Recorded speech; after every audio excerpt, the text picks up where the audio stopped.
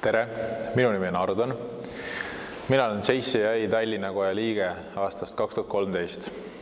Igapäevaelus olen ettevõtja. Tegelen 2 erineva ettevõtte juhtimisega. Ja selliseks naljakaks hobiks on päästeteenistus, et igal 3. päeval käin ühes tuletõrjekomandos ja tõmban selga sellised mustad riided, kus taga on seljas päästja ja lähen inimestele appi. JCI-sse sattusin tegelikult 2006 aasta läbi Rat Race projekti.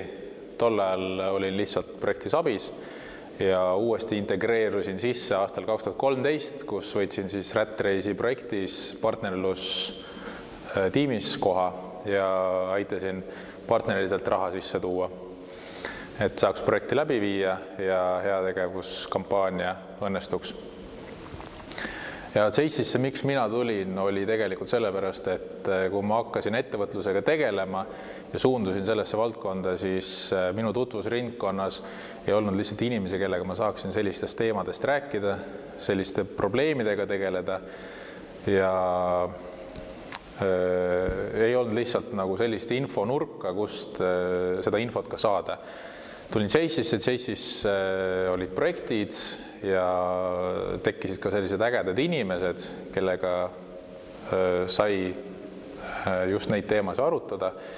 Ja nüüd ka uute projektide osas on aeg seda näidanud, et see on just see koht, kus ma tahan olla ja kus kohas ma jõuan elus edasi kiiremini.